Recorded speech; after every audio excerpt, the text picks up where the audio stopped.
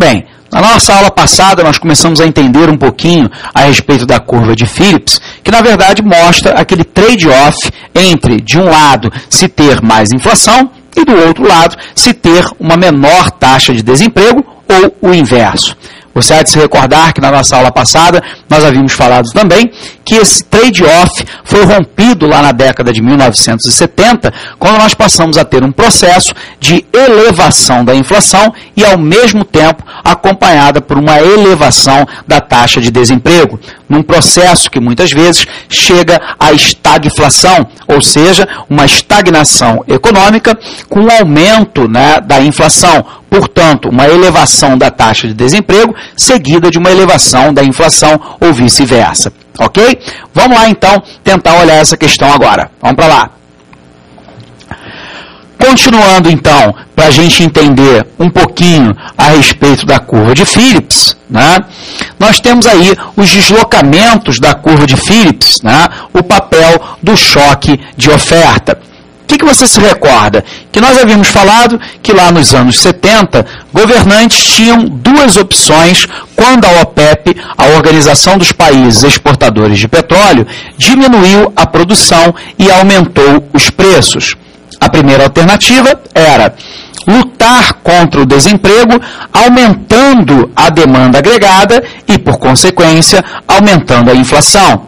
A tua primeira pergunta é, por que é que, na verdade, isto ocorre?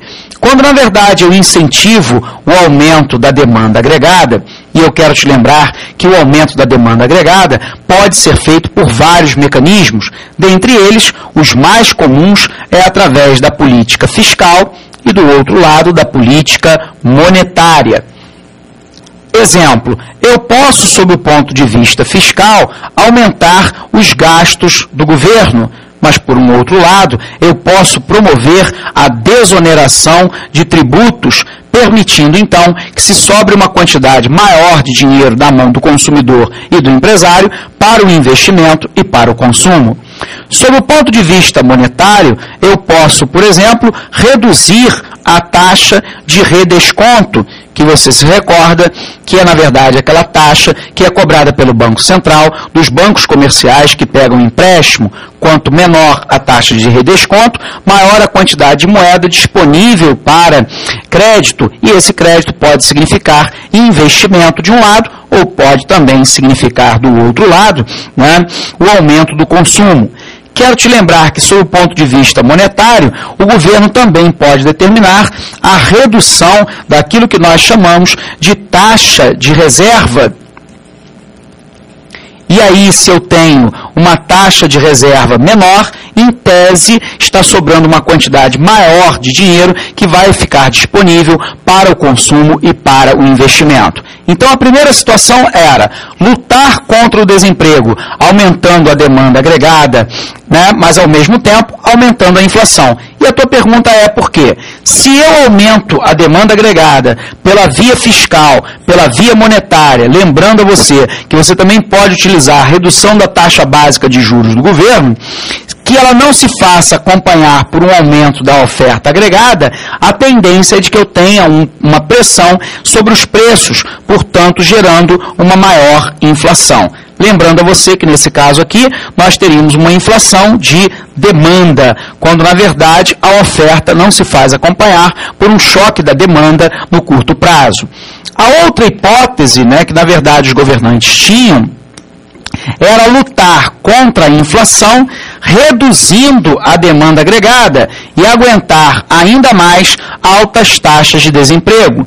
Como é que eu faço isso? Na verdade, pelo mecanismo absolutamente inverso, Eu aumento a taxa de redesconto, reduzo o gasto público, aumento a tributação ou retiro subsídios e ainda aumento a taxa de reserva, podendo inclusive aumentar a taxa básica de juros, promovida pelo Banco Central. Resultado, a tendência então é que eu tenha uma queda na demanda agregada e mantida ceteris paribus a oferta agregada sendo absolutamente a mesma, eu tendo a reduzir a inflação, porém aumentar a taxa de desemprego.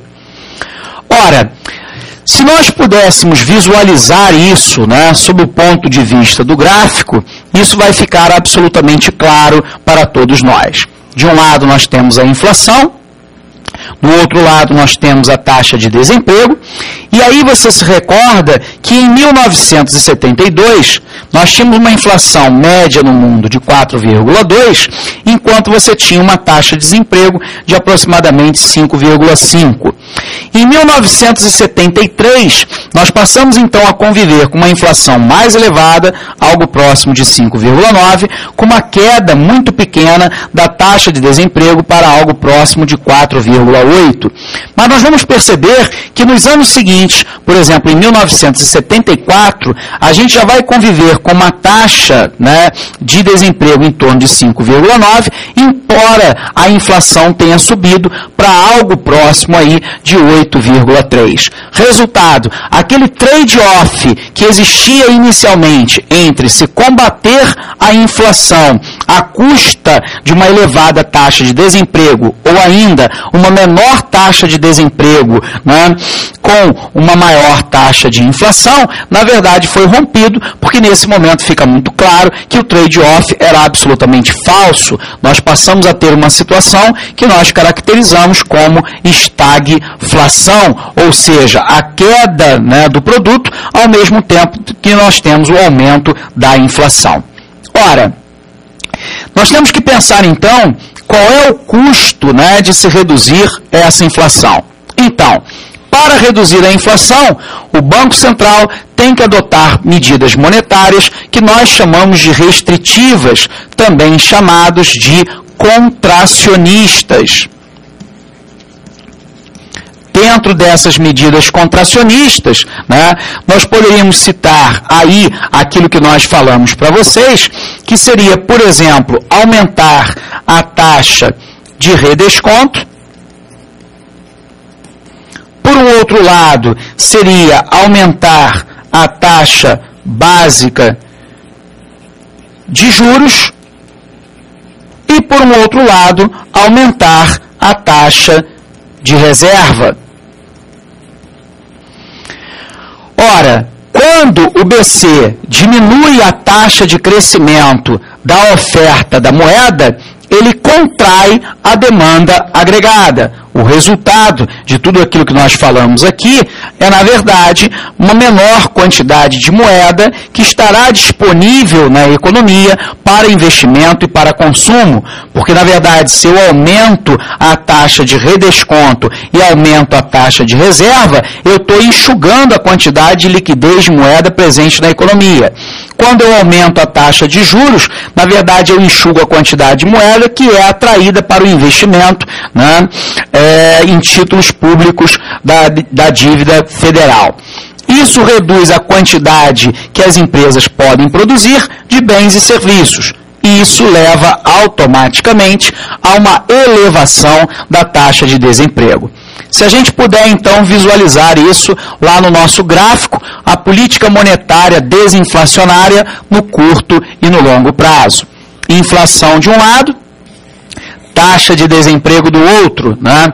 O que nós sabemos, né? Que nós temos aqui aquilo que nós chamamos de taxa natural de desemprego, nós temos aqui a curva de Phillips de longo prazo, nós temos a curva de Phillips de curto prazo, com alta expectativa inflacionária, e a curva de Phillips de curto prazo, com baixa expectativa inflacionária. Então, uma política monetária contracionista move a economia ao longo de uma curva de Phillips. Ou seja, na verdade, né, eu estou movimentando, né, a tendência de que haja uma menor inflação, correspondendo, no entanto, a uma maior taxa de desemprego. Então, eu tenho menos inflação de um lado e, do outro lado, eu tenho uma maior taxa de desemprego. Bom, nós sabemos, então, que no longo prazo, isso tudo ocorrendo no curto prazo, mas no longo prazo, a expectativa, né, de inflação diminui. E aí a curva desloca-se para a esquerda. Portanto, de uma curva de Phillips de curto prazo, nós temos aí um deslocamento, né, para uma curva de Phillips de longo prazo, o que vai sinalizar, na verdade, que o trade-off é um trade-off meramente aparente de curto prazo entre inflação e taxa de desemprego, porque no futuro a tendência é de se estabilizar numa taxa natural de desemprego com a queda do ímpeto inflacionário. Ora, continuando então, né, para reduzir a inflação, uma economia enfrentará um período de alto desemprego e pequena produção. Quando o BC trava uma batalha contra a inflação, a economia desloca-se para baixo ao longo da curva de Phillips de curto prazo. A economia enfrenta, então, inflação mais baixa, porém com maiores níveis de desemprego. A taxa de sacrifício, que na verdade nós sabemos que é a quantidade percentual de produção que é perdida, né, ao longo de um ano no processo que se pretende reduzir a inflação em um ponto percentual, é extremamente importante para nós tentarmos entender qual é o sacrifício que o conjunto da sociedade terá que fazer nesse trade-off. Então, uma estimativa para a taxa de sacrifício é de 5, ou seja, para reduzir-se a inflação de 10 entre os anos de 1979 e 81 para 4%, portanto, nós estamos falando aí de uma queda de 6 pontos percentuais, necessitaria se reduzir a produção em 30%. Portanto, nós teríamos aí, né, uma taxa calculada em torno de 5, ou seja, para 6 pontos de inflação que eu quero, ou desejo, ou preciso reduzir, né, multiplicados então por 5, teria que cair 30% a produção. Portanto, é uma taxa de sacrifício extremamente elevada, o que obviamente vai provocar muito desemprego. As expectativas racionais.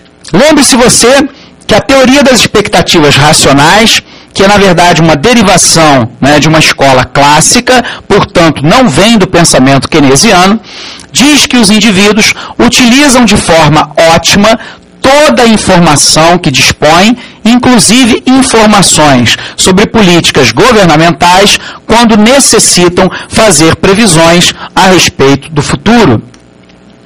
E se assim é, né, a inflação esperada explica por que existe um trade-off entre inflação e desemprego no curto prazo, mas não no longo prazo, né?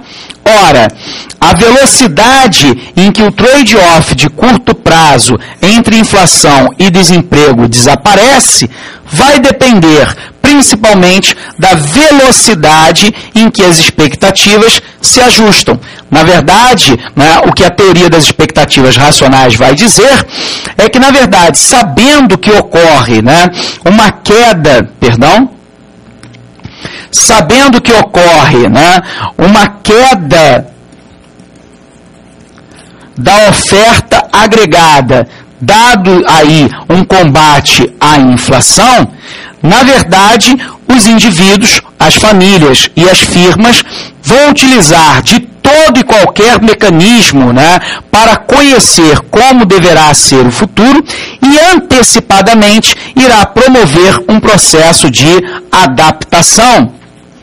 Portanto, a política de combate inflacionário, contracionista, baseada na redução da oferta agregada, não terá, a longo prazo, o mesmo efeito que ela tem no curto prazo, o que significa dizer que, na verdade, haverá uma acomodação natural numa taxa de desemprego. Ora, a teoria das expectativas racionais sugere, assim, que a taxa de sacrifício pode ser muito menor do que aquilo que se imagina. E quando, na verdade, eu faço uma taxa de sacrifício extremamente elevada, ela vai funcionar no curto prazo, mas tenderá a não funcionar no longo prazo, porque a economia, toda ela, tem uma taxa natural de desemprego. Ok? Forte abraço e até a aprovação.